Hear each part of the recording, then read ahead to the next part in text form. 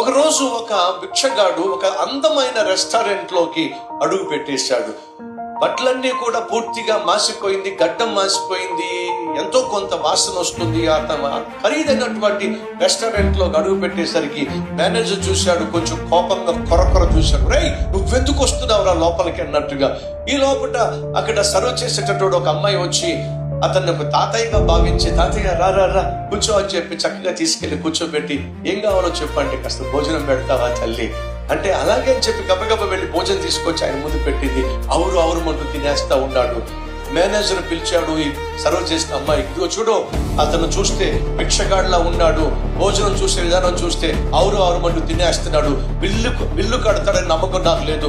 ఒకవేళ భిక్షగాడు కానీ బిల్లు కట్టకపోతే ఆ బిల్లు నువ్వే కట్టాల్సి వస్తుంది.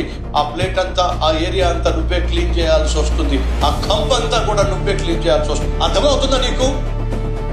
అలాగేనండి, అవసరమైతే ఆ బిల్లు నేనే కడతాను లేండి. పాపం ఆకలితో వచ్చినట్టున్నాడు, అవురు మందు తింటున్నాడు, తినేవ్వండి అని చెప్పేసి తిన్నిచ్చింది. కొరకొర వడ్డించి లోపలికి వెళ్ళిందో లేదో ఆ భిక్షగాడు కనీసం థ్యాంక్స్ కూడా చెప్పకుండా వెళ్ళిపోయాడండి. ఆ హోటల్ మేనేజర్ అడుగుతున్నాడు, బిల్లు ఏది?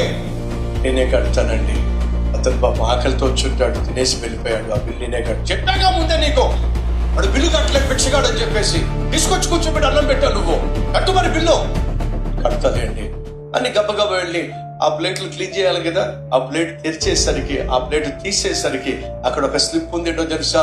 అమ్మా, ఈ హోటల్ యజమానిని నేనే, మారు వేషంలో వచ్చా, ఇక్కడున్న వాళ్ళు ఎలా పనిచేస్తున్నారో చూద్దామని చెప్పి అద్భుతంగా పనిచేసావు తల్లి. ఆ మేనేజర్ని తీసేసి ఆ మేనేజర్ స్థానంలో సర్వింగ్ చేస్తున్న నిన్నే నేను మేనేజర్ గా నియమించా. కంగ్రాచులేషన్స్.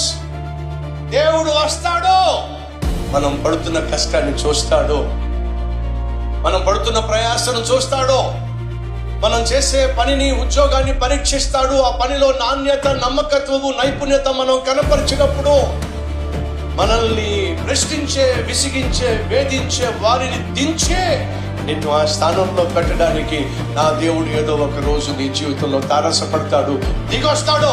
ఆయన దిగొచ్చినప్పుడు నమ్మకంగా కనిపిస్తే ఎంత బాగుంటుంది.